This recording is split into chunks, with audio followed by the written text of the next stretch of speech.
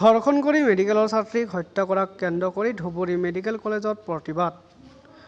পশ্চিমবংগৰ আৰজিকৰ মেডিকেল কলেজৰ মেডিকেল ছাত্ৰীক ধৰ্ষণ কৰি অতি নিৰ্মমভাৱে হত্যা কৰাৰ ঘটনাই জকাৰি গৈছে সমগ্ৰ দেশ। ইণ্ডিয়ান মেডিকেল কাউন্সিলৰ আহ্বানত দেশজুৰি চিকিৎসকসকলে প্ৰতিবাদ সাব্যস্ত কৰিছে। সমান্তৰালকৈ ধুবুৰী চিকিৎসা মহাবিদ্যালয় হস্পিটেলত চিকিৎসক আৰু মেডিকেল কলেজৰ শিক্ষাৰ্থীসকলে কলা বেজ পৰিধান কৰি প্ৰতিবাদ সাব্যস্ত কৰে। যদিও জৰুৰীকালীন সেৱা অব্যাহত ৰখা হয় মেডিকেল কলেজ হস্পিটেলত। ইপিনে মহিলা চিকিৎসকসকলে আজি নিজকে অসুৰক্ষিত অনুভৱ কৰি ভয়ৰ শংকাৰ মাজৰে নিজৰ দায়িত্ব পালন কৰিছে বুলি উল্লেখ কৰে।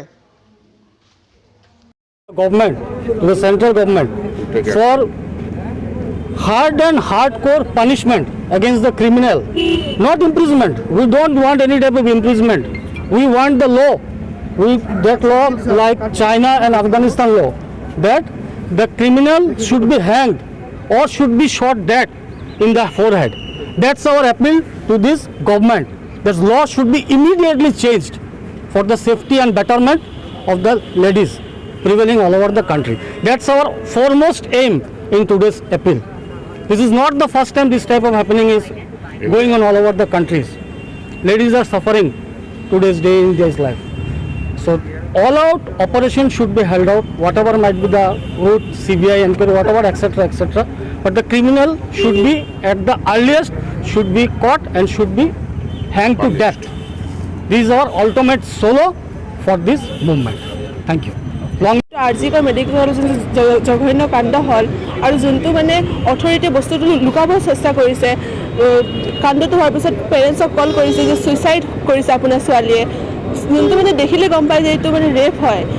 এনেকুৱা কিয় কৰিছে অথৰিটিয়ে? তাৰে জবাব আমাক লাগে, তাৰ উত্তৰ লাগে আৰু শাস্তি অতি সোনকালে দিব লাগে ৰেপিষ্টকেইটাক।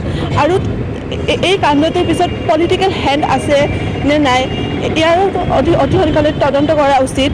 আৰু কিয় গভৰ্ণমেণ্ট চুপ হৈ আছে? গভৰ্ণমেণ্টে কালি দেখিছোঁ যে ৱেষ্ট বেংগলৰ CM মমতা বেনাৰ্জীয়ে কালি প্ৰটেষ্ট কৰিছে। তেওঁ কাৰ এগেইনষ্টত প্ৰটেষ্ট কৰিছে?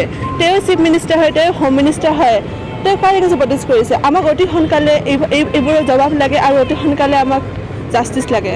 পৰৱৰ্তী সময়ত কেনেধৰণৰ পদক্ষেপ ল'ব বুলি পৰৱৰ্তী সময়ত মই এয়াই ৰিকুৱেষ্ট কৰোঁ যে অতি সোনকালে ৰেপৰ এগেইনষ্টত, নিৰ্যাতনৰ এগেইনষ্টত এটা ষ্ট্ৰং ল' অনা উচিত আৰু তাক ভালকৈ ইমপ্লিমেণ্ট কৰা উচিত। কাৰণ ল'বোৰ আহে বাট ইমপ্লিমেণ্ট নহয়। এইটো চবতছে ডাঙৰ ফল্ট হয় আমাৰ ইণ্ডিয়াৰ। নহ'লে কালিলৈকে ইণ্ডিয়াত মহিলা কেতিয়া সুৰক্ষিত নহ'ব? এই ইণ্ডিয়াত দুৰ্গা পূজা কৰা হয়, কালী পূজা কৰা হয়, কিন্তু এই ইণ্ডিয়াত যদি মহিলা সুৰক্ষিত নহয় দেন এইবোৰ কৰি একো লাভ নাই।